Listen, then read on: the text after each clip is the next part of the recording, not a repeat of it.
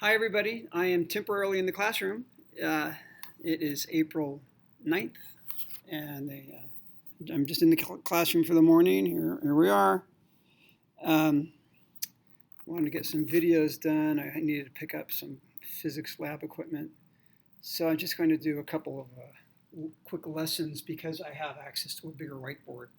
So section 11-3, which starts on this page 690, and also a little sideways for you. Let me see if I can rearrange this a little bit. Okay.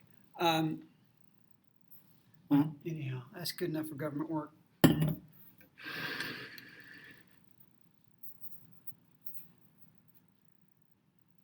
Okay, so rational expressions. A rational expression is one that could have a polynomial in the numerator, but more importantly, it has a polynomial in the denominator. All right, and we are going to simplify them. In order to simplify them, there's a few things we have to talk about. We have to talk about the fact that there are excluded values. The excluded values are those values that you cannot have in the denominator because they'd make the denominator 0, and it's like against the universal law to divide by 0, right? That's undefined.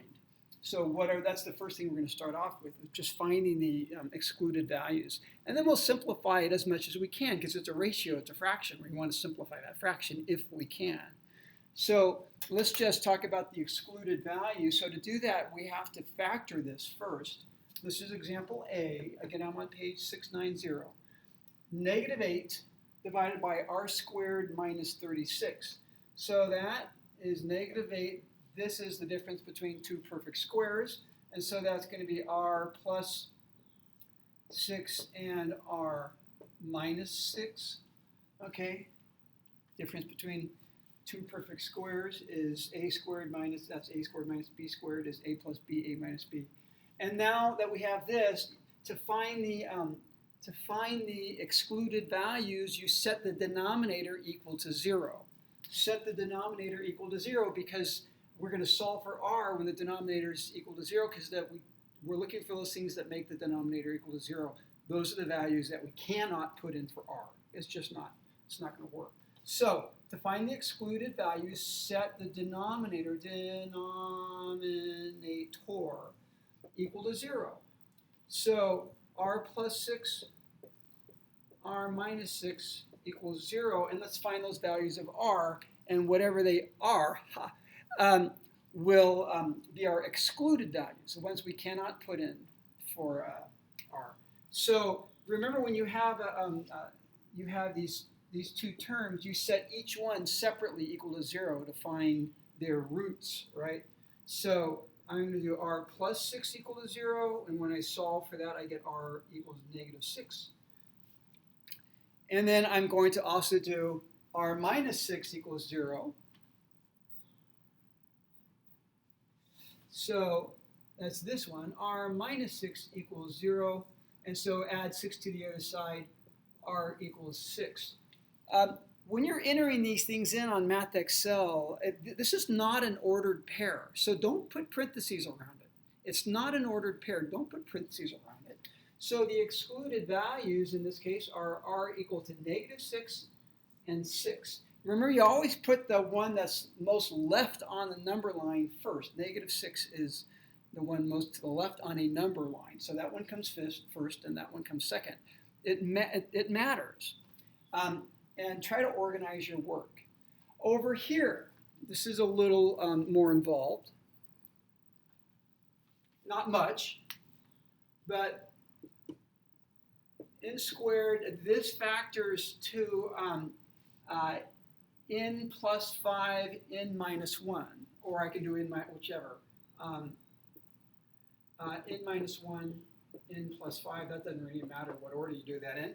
I know that's true because if I FOIL that, n times n is n squared, negative 1 times 5 is negative 5, n times the FOIL, the outers, is 5n, minus n is plus 4n. That works. To find the excluded values, set the denominator equal to 0. So n minus 1, n plus 5 equals 0. set each term separately equal to 0 to figure out what they are. So n minus 1 equals 0, so n equals positive 1. And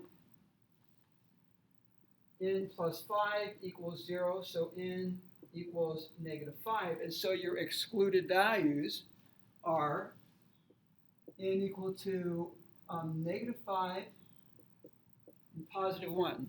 Okay? Those are excluded values. The next part of this is simplifying. You need to be able to simplify a fraction. You know how to do that. This is just review.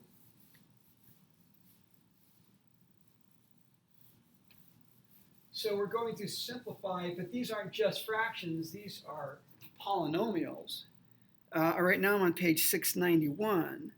Okay, so let's simplify expressions. So to simplify the expressions, simplify these polynomial expressions.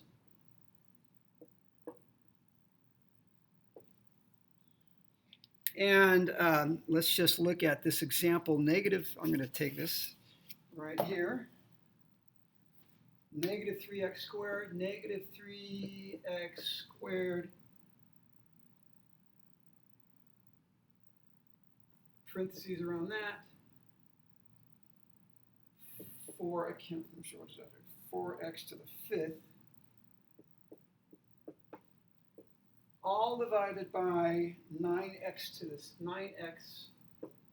the power 6. Well, this is going to simplify. You can reduce the coefficients, which are the negative 3. I mean, we might be able to reduce the coefficients. We can in this case, right? Because we have a 3, that's 3 times 4 is 12, and we have a 9 down here. Well, 3 goes in, well, there's a 3 right here, and there's a 3 right here. So find the greatest common factors, and the greatest common factor in the numerator and denominator in terms of the coefficient is going to be the number 3, because we have a 3 up here, and this is a 3 down here. Is a 3 times 3. And we also can do the same thing with the x's. So we can find the GCF, the greatest common factor. So this is going to be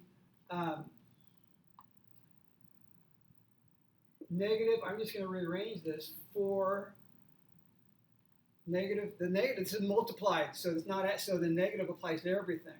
Negative, this is going to be 4 times 3. You know what? No, I'm going to do it this way. I'm going to do 3. This is x to the 7th, but this is x to the 6th. So that's 3x to the 6th. This is x to the 7th, which is x to the 6th times x. It's 3x to the 6th times, here's the negative sign, which again doesn't just apply to the 3, it applies to everything. So I'm just going to put it over here next to the 4. There's nothing wrong with that. All right, it's still, I haven't changed it, and I have one x left over. In case you don't believe me, negative 3 times 4 is negative 12. 3 times negative 4 is still negative 12.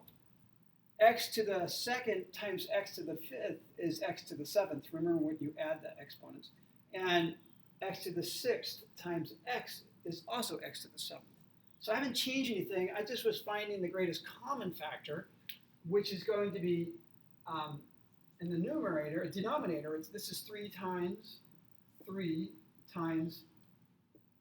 x to the 6th. And you see what I'm doing here, I hope,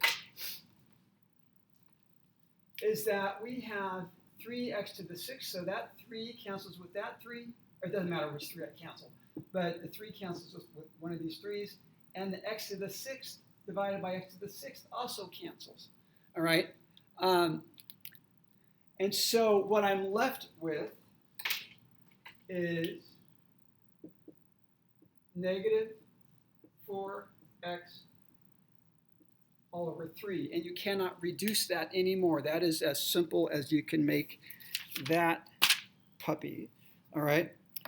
Next thing I'm going to do is on the next page. So I am going to just pause this and do a separate video.